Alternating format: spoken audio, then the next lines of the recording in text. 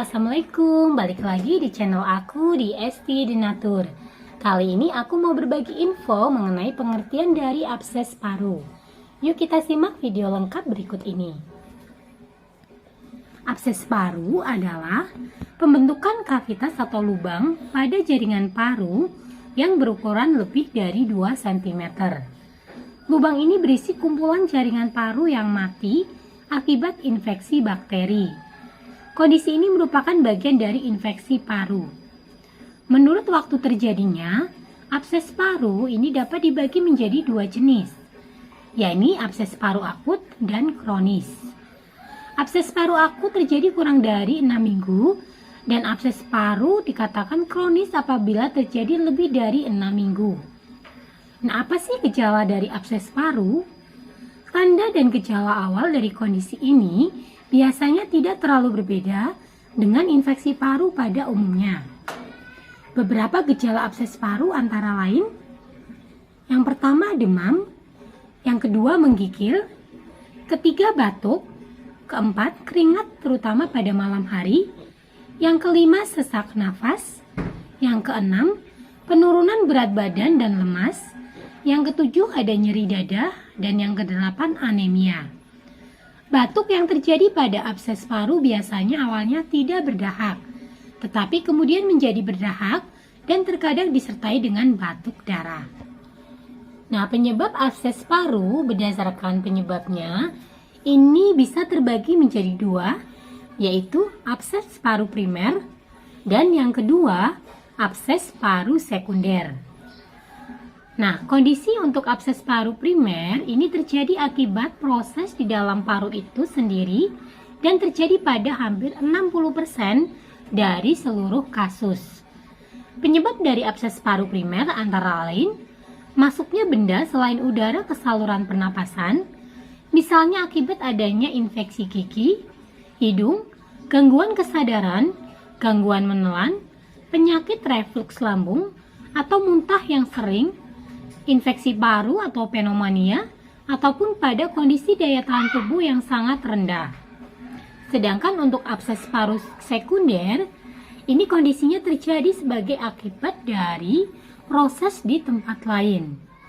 Beberapa penyebab yang dapat menimbulkan kondisi ini, yaitu sumbatan saluran pernapasan, misalnya oleh tumor, benda asing, atau pembesaran kelenjar getah bening, dengan disertai adanya penyakit paru seperti penyakit bronkiektasis, emfisema bulosa, atau seperti infark paru ataupun kontusio paru. Selain itu, jenis sekunder dapat merupakan hasil penyebaran melalui darah dari tempat lain seperti pada keadaan sepsis, endokarditis infektif, atau infeksi pada kateter vena sentral, dan sebagainya. Nah, penyebab lainnya dari jenis sekunder adalah hasil penyebaran langsung. Hal ini dapat terjadi jika ada lubang yang menyambungkan antara bronkus dan esofagus dan pada abses subrenikus. Nah, kemudian apa sih faktor risiko abses paru? Orang dengan gangguan penggunaan alkohol atau yang baru saja sakit, terutama pneumonia, memiliki risiko lebih tinggi terkena penyakit ini. Orang lain juga berisiko, termasuk mereka yang memiliki sistem kekebalan yang lemah akibat mengalami seperti transplantasi organ, kanker, HIV, atau penyakit autoimun.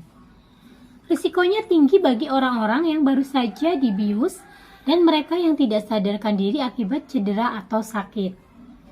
Menghirup benda asing yang menghalangi jalan napas besar juga merupakan faktor risikonya. Nah, seperti apa sih diagnosis untuk abses paru? Selain wawancara yang mendalam dalam pemeriksaan fisik, biasanya dokter akan melakukan beberapa pemeriksaan menunjang, seperti pemeriksaan darah dan tes pencitraan. Ada beberapa jenis pencitraan yang dapat digunakan untuk membantu diagnosis abses paru, seperti CT scan dan rongsen. Selain itu, kemungkinan akan perlu dilakukan pemeriksaan langsung pada saluran pernapasan. dengan bronkoskopi untuk dapat mengambil material untuk pemeriksaan mikrobiologi dan memastikan penyebab keluhan yang dialami. Nah, seperti apa jika terjadi komplikasi abses paru? Dalam kasus yang jarang terjadi, abses paru ini dapat pecah. Jika terjadi, kondisi ini adalah masalah medis yang serius. Perawatan bedah juga dapat menyebabkan komplikasi.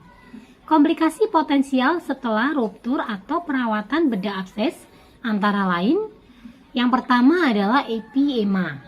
Pada epiema, kumpulan besar cairan yang terinfeksi terakumulasi di sekitar paru-paru dekat abses.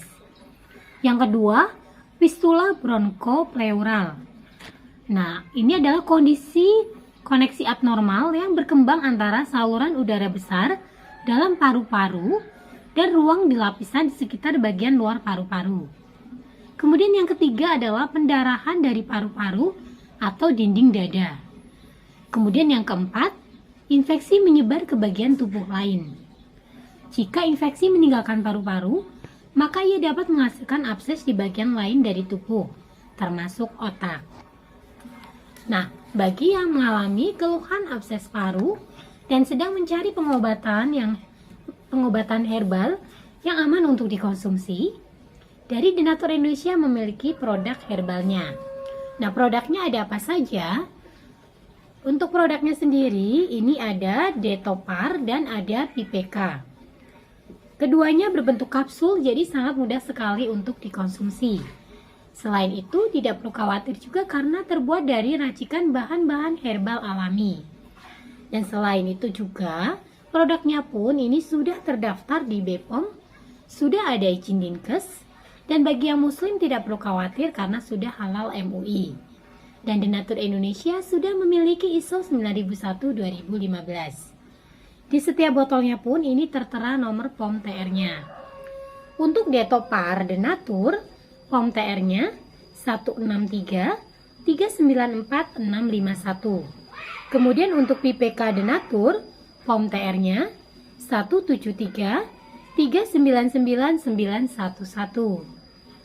Nah, demikian informasi kali ini, semoga bermanfaat.